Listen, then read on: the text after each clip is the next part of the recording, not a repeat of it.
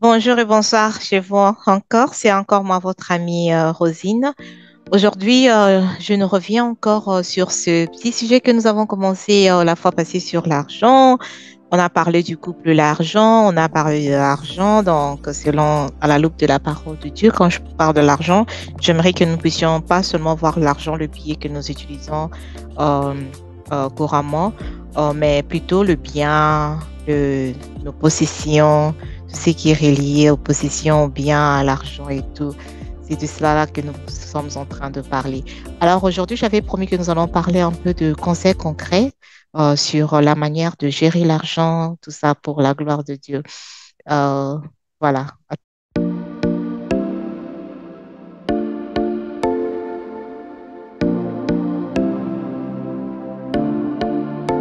Merci encore de nous avoir rejoints. Alors, aujourd'hui, on parle un peu sur l'argent, comment gérer le bien et tout. Mais aujourd'hui, on va focaliser sur l'argent seulement, comment le gérer dans le couple.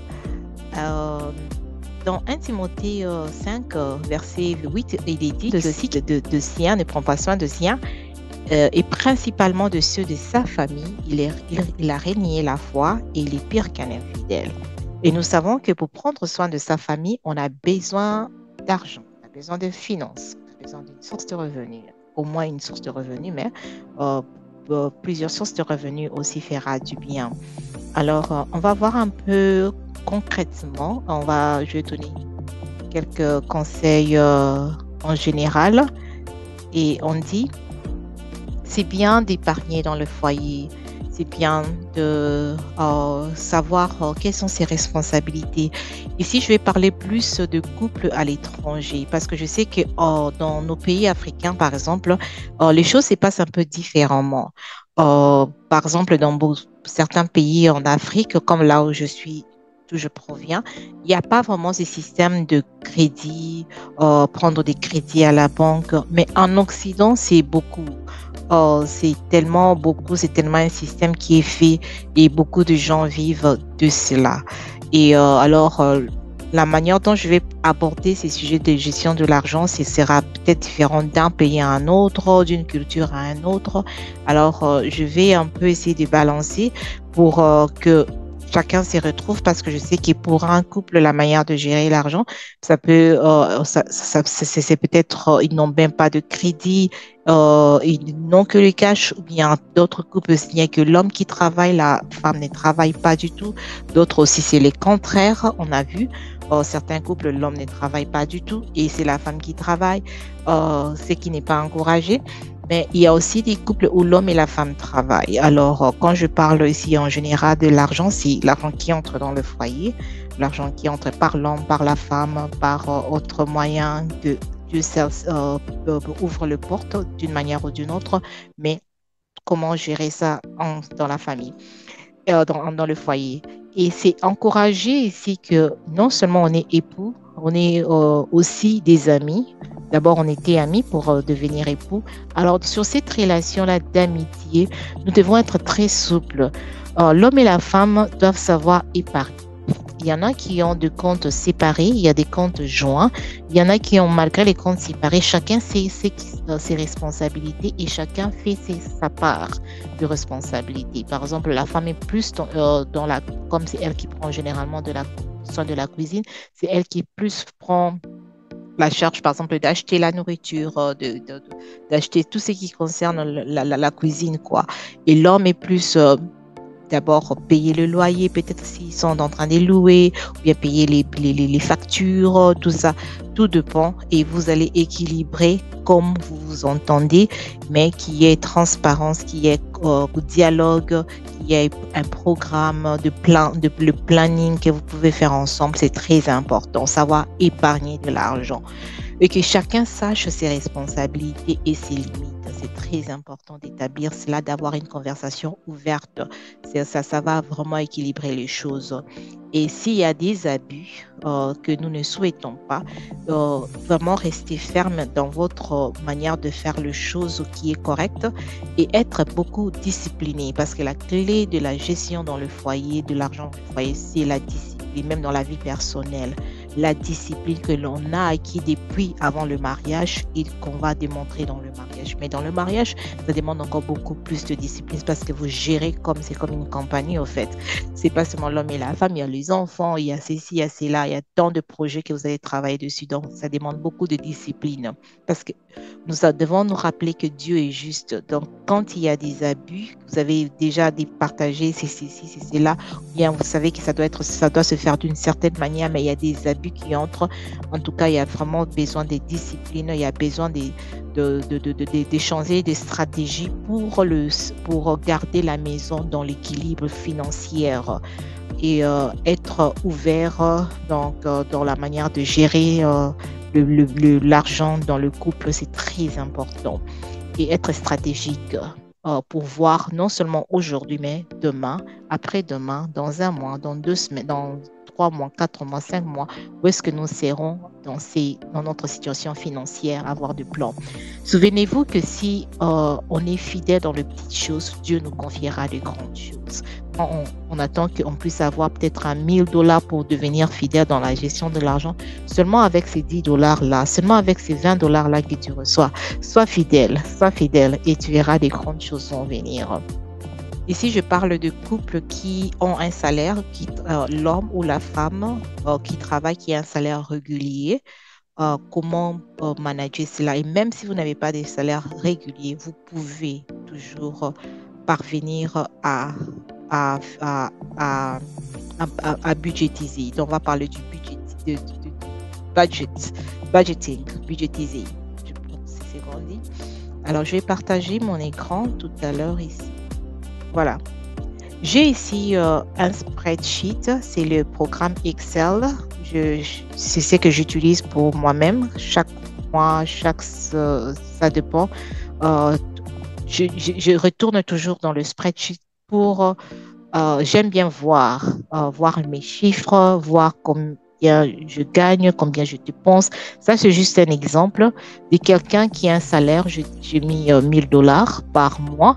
Alors, tout dépend. Ça, c'est pour un mois, par exemple. Vous pouvez aussi, certaines personnes sont payées comme à l'Occident. Certaines personnes sont payées par semaine. Donc, on prend votre salaire du mois là, on divise ça par 4 semaines. Donc, ça sera peut-être $250 par semaine. Et d'autres, c'est semi-mensuel. Donc, on le paye 2 fois par mois. Donc, peut-être le 31, disons, le 15 et le 30. On le paye 2 fois. Donc, le même salaire, c'est divisé par 2. Donc, ça sera 500 après 2 semaines. Donc, tout dépend de ce que vous payez. Tout dépend de la régularité auquel on vous paye. Mais vous pouvez faire sur papier, bien sûr, Excel. C'est très, vous allez savoir voir vos chiffres et puis bien gérer vos entrées et vos sorties. Parce que j'ai dit bien tout à l'heure que la clé de bien gérer, c'est au fait la discipline. Savoir ce que l'on fait, dire à l'argent où aller, pas laisser l'argent vous dire où aller.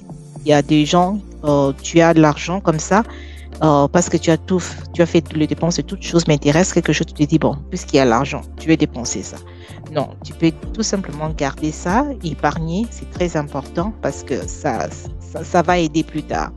Alors, si on vous paye une fois par mois, par exemple, $1 000, vous pouvez faire ça, avoir seulement un seul exemplaire de ceci que je fais là, juste pour donner un exemple. Si on vous paye 2 fois par mois, c'est 500 par paye, donc ça sera ici 500 et vous allez créer un autre comme ceci. Je peux juste faire copier et puis vous le mettez à côté, coller et vous mettez le montant, vous divisez au lieu de 1000, ça sera maintenant ici 500, ici 500. Si on vous paye par semaine, 250, vous pouvez mettre ça 4 fois et vous êtes en train de budgétiser chaque semaine pour voir à la fin du mois, bien à la fin de 3 mois, comment est-ce que vous avez dépensé votre argent, comment est-ce que vous avez géré. Alors, on va commencer on va faire seulement un seul.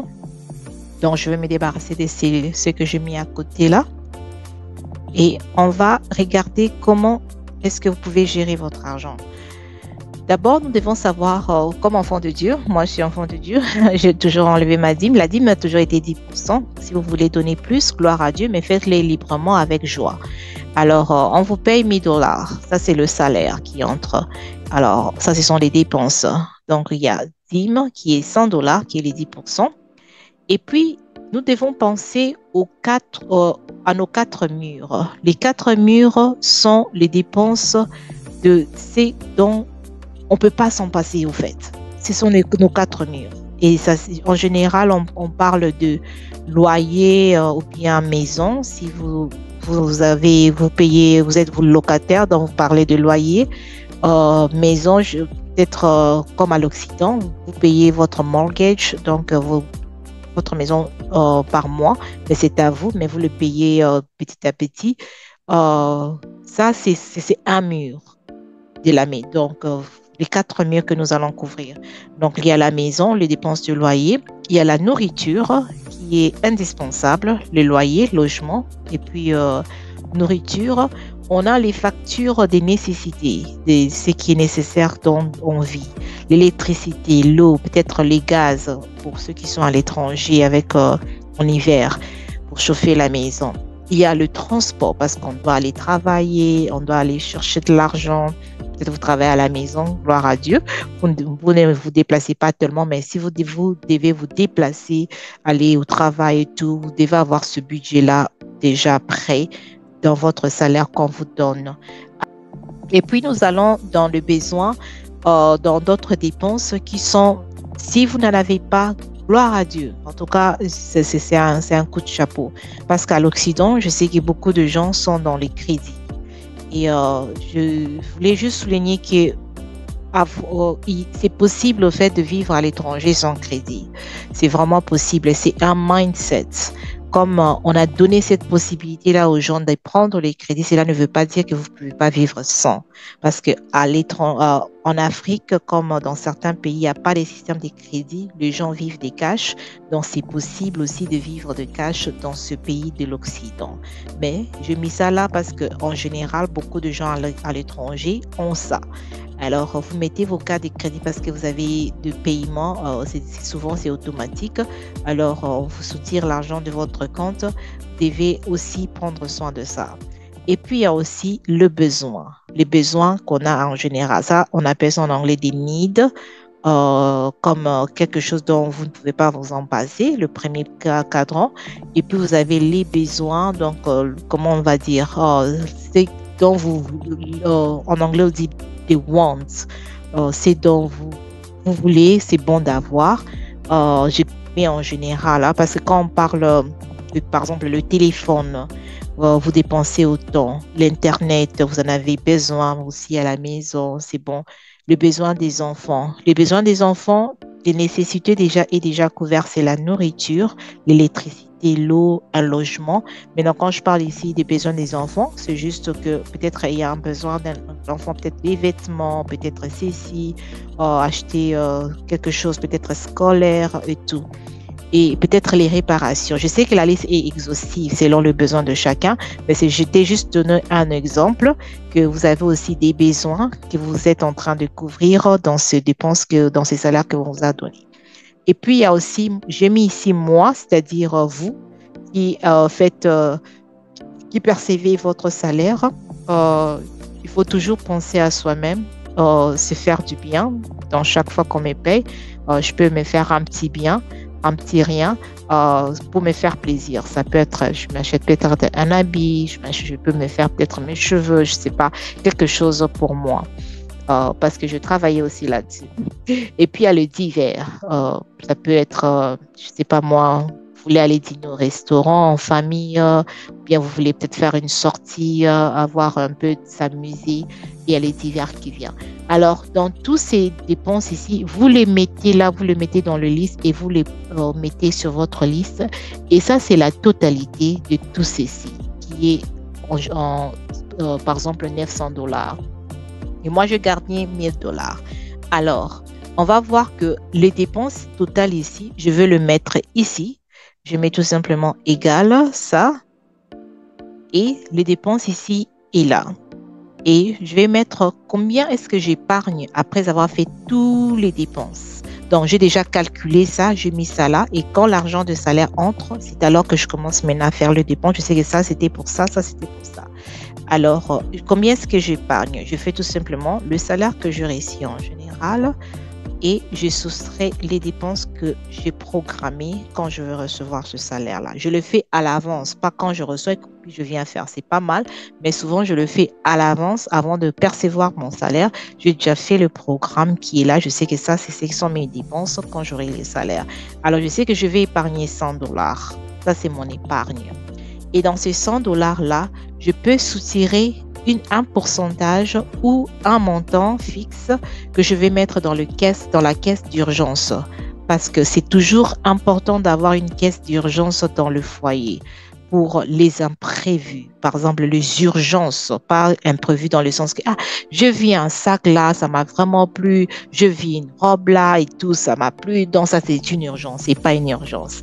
Ça, c'est la caisse d'urgence, par exemple, avec les petits-enfants, peut-être ils jouent, et puis, oh, maman, je me suis blessée, oh, on doit aller peut-être à l'hôpital, il y a ceci. Que le Seigneur nous en garde, mais ça, c'est juste pour montrer que nous avons besoin de frais d'une caisse d'urgence. Et vous mettez un montant là-bas. Par exemple, je suis restée avec 50 dollars, je mets un 100 dollars, je mets un 50 dollars dans la caisse d'urgence. Et mon nouveau épargne sera ces 100 dollars que j'avais auparavant, que je vais soustraire les 50 dollars que j'ai mis dans la caisse d'urgence. Il me reste maintenant pour l'épargne, il me reste 50 dollars que je vais épargner de ce premier salaire que j'ai perçu ce mois ou bien cette semaine ou bien au milieu du mois et tout. Et pendant que vous faites ça, il peut y avoir au cours de mois, au cours de la semaine et tout, vous avez des surplus, c'est-à-dire quelque chose, une entrée qui ne vient pas de l'entrée normale, c'est-à-dire le salaire. Quand je dis normal, régulier, le salaire. Peut-être que quelqu'un vous a offert un 100 dollars, peut-être que vous étiez sorti, vous avez vous avez fait une affaire là et ça vous a remporté un 50 dollars. Peut-être que vous avez eu, quelqu'un vous a encore offert peut-être un 30 dollars. Tout ça, ce sont des entrées que moi j'appelle le surplus de ce que vous gagnez normalement. Alors, je vais le quantifier là. Je mets égal, je vais faire la somme de tout. Je fais juste somme et je mets mes entrées surplus là. Je ferme la parenthèse. Donc, ça me fait à peu près 180 dollars que je n'avais pas dans le salaire normal et dans mon salaire régulier. Et voilà que je me retrouve, j'ai cet argent-là. Je ne néglige pas cet argent. Qu'est-ce que je vais faire? Je vais voir, est-ce qu'il y a d'autres besoins que je n'avais pas couverts peut-être? S'il n'y en a pas, en tout cas, je viens ici, je veux le mettre dans ma caisse d'épargne. Donc, je vais ajouter un petit rien de cet argent dans ma caisse d'épargne. C'était 100 dans mon épargne. Maintenant, au lieu de 100, j'ai 100 plus ça qui me fait 280. Et du coup, mon nouveau épargne, c'est 230 et je rajoute quelque chose dans ma caisse d'urgence au lieu de 50. Maintenant, j'ai un 100 dollars et mon nouveau épargne, c'est 180. Et ça, je garde ça jusqu'au paye prochain. Et quand on me paye prochainement, j'établis encore mes besoins et je vois combien est-ce que je peux épargner. Ça peut représenter des dépenses du mois.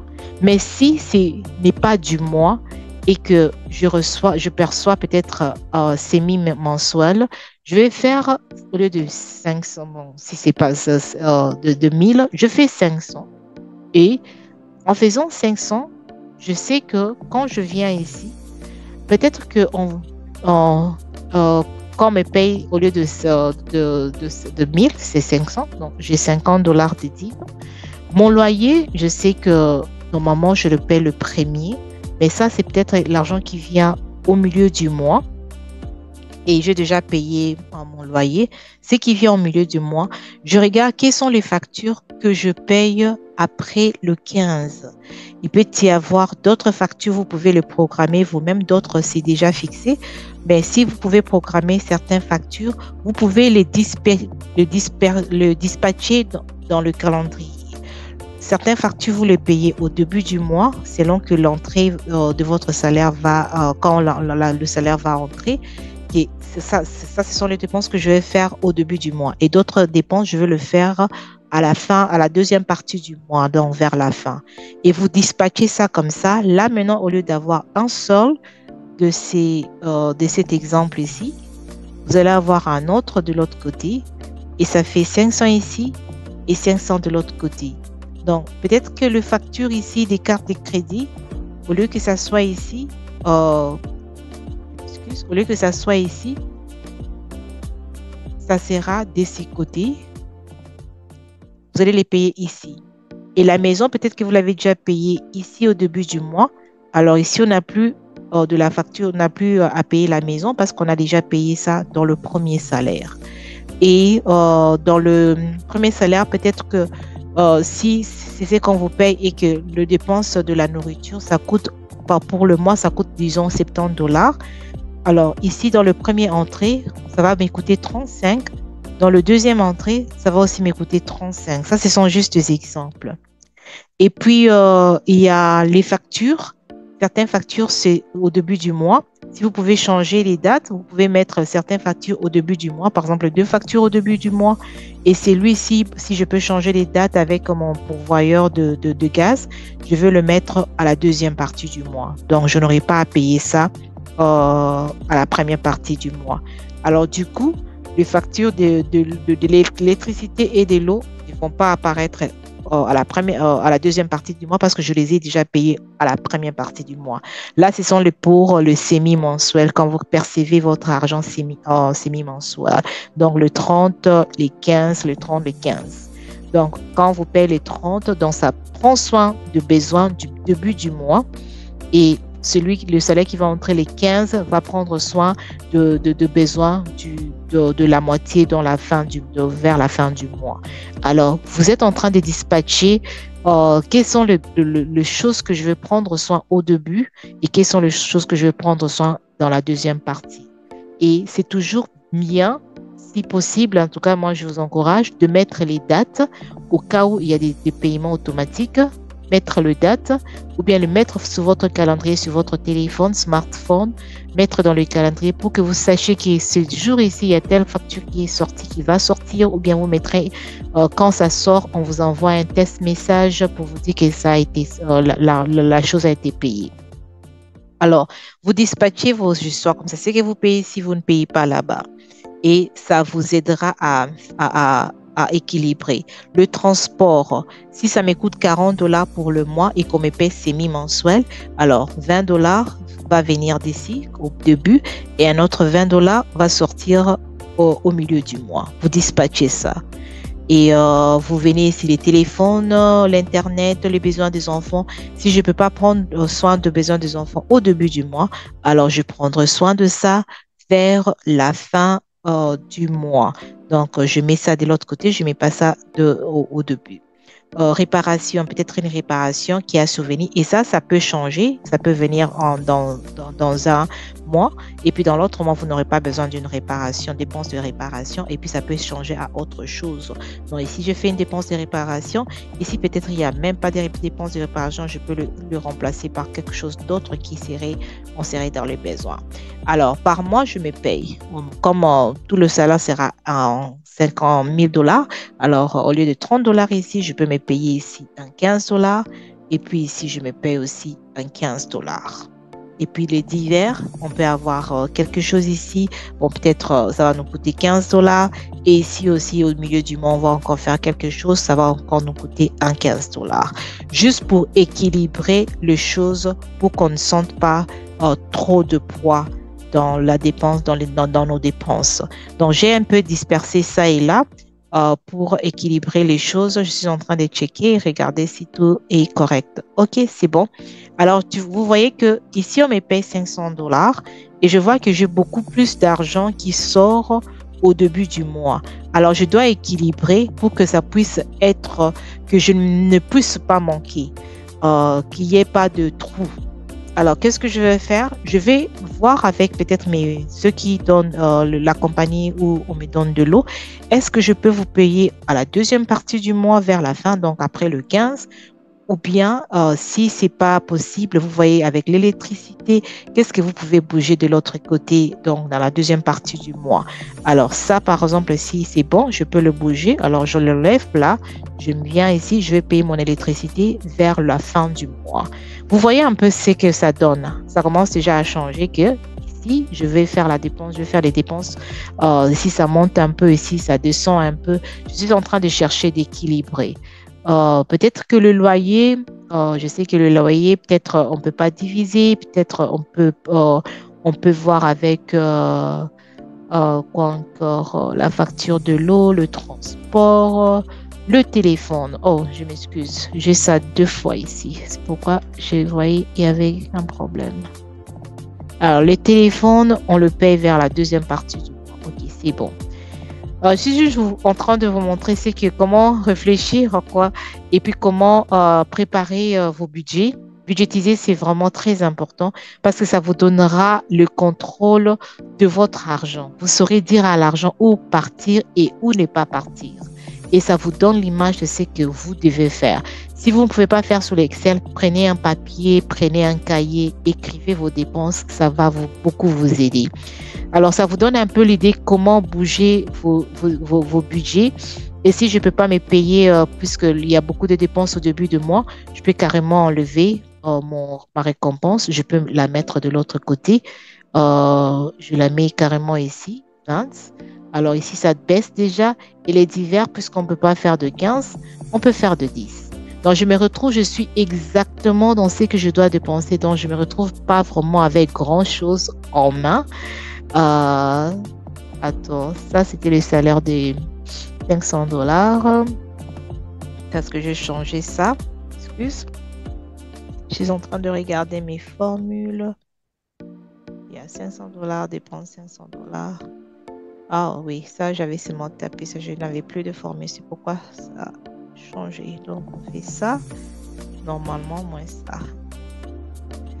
Là, on n'a plus d'épargne, ce qui n'est pas bon. Alors, peut-être qu'on ne fera pas les divers. Alors, on va enlever les divers pour nous garder un peu quelque chose des côtés. Peut-être la réparation. Si c'est à côté, on peut voir si on peut faire une partie de la réparation. Donc, je suis en train juste de vous montrer comment un peu balancer les choses. Et puis, s'il y a des surplus, comptabiliser les surplus. Et si de l'autre côté aussi, il y a d'autres surplus, comptabilisez-les. Ça sera très intéressant. Vous avez un surplus, une entrée de 10, de 30, de 20, tout ça, c'est toujours bon et ça aide. Et ici, l'entrée est là. Okay. Et ici, on voit qu'on a aussi d'autres entrées. OK, juste pour vous donner une idée. Alors, pour les gens qui sont en Occident, qui ont des crédits, des cartes de crédit ou des dettes, voici ce que je vais vous proposer. Comment le payer rapidement et en finir, pay off your debt. Qu'est-ce que vous pouvez faire? Vous pouvez faire, vous avez la liste de tous vos dettes. Il faut les comptabiliser. Vous avez la liste de tous vos dettes, par exemple, les factures médicales. Ce sont des dettes que les gens ont aussi dans ces pays ici, à l'Occident. Les cartes de crédit, certains ont 5, 10 cartes de crédit, s'il vous plaît. Il y en a peut-être qui ont 3. La dette de la voiture, vous avez pris une voiture à crédit et puis vous êtes en train de payer. Le frais peut-être académique, vous êtes allé à l'école, vous payez pour le frais scolaire, même après avoir terminé. Il y a des gens qui ont des dettes de frais scolaires. Peut-être vous avez pris de l'argent, vous avez investi. Alors, vous devez comptabiliser tous vos crédits et voir quels sont les minimums, le paiement minimum qui vous est demandé. Le mettre aussi là et mettez les dates, s'il vous plaît. Ça va vous aider. Ou bien mettez ça dans vos téléphones. Quand est-ce que vous devez payer une facture? Et vous mettez le pourcentage d'intérêt qu'on vous a chargé. C'est très important pour que vous sachiez c'est quoi le pourcentage dont vous êtes chargé. Et ce que je vous conseillerais de faire, c'est quoi? Par exemple, vous payez, si vous êtes en mesure de payer, vous terminez par exemple de payer la plus petite dette que vous avez. Et je vous encouragerai de le payer non seulement le minimum, mais de payer aussi un peu plus que ce qu'on vous a demandé le minimum. Si le minimum est de payer peut-être 30 dollars, parce que dans les 30 dollars, il y a les intérêts. Alors, si vous pouvez payer 40 dollars et que le 10 dollars parte directement dans la dette pour casser les intérêts, faites-le, ça sera une bonne chose. Même une fois, deux fois, ou bien chaque mois si c'est possible, faites-le.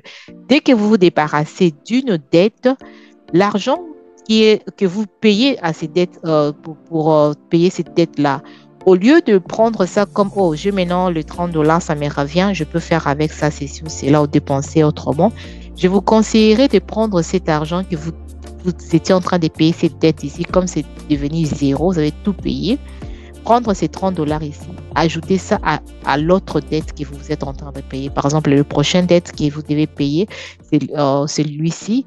Vous payez par exemple 35. Au lieu de payer 35, vous allez commencer à payer ça 65 parce que les 30 dollars là entrent dans le 35 là. Et vous allez maintenant commencer à payer 65 et les 30 dollars de plus, ça va directement pour payer le principal ou bien la dette en soi pour minimiser tous les intérêts, pour casser les intérêts et vous allez payer la dette plus vite.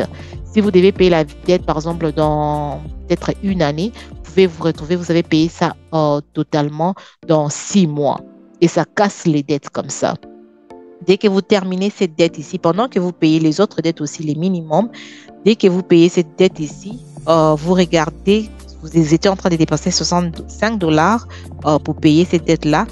Vous avez fini, vous prenez ces 65 ici, vous ajoutez ça à l'autre dette que vous avez. Et ça sera, par exemple, ici vous payez 40, plus le 65, vous allez commencer à payer 105. Et les 65 dollars là, ça va aller directement dans le principal ou bien dans la dette en soi et casser la dette rapidement. Alors, petit à petit, vous êtes en train d'éliminer jusqu'à ce que vous allez terminer votre dette.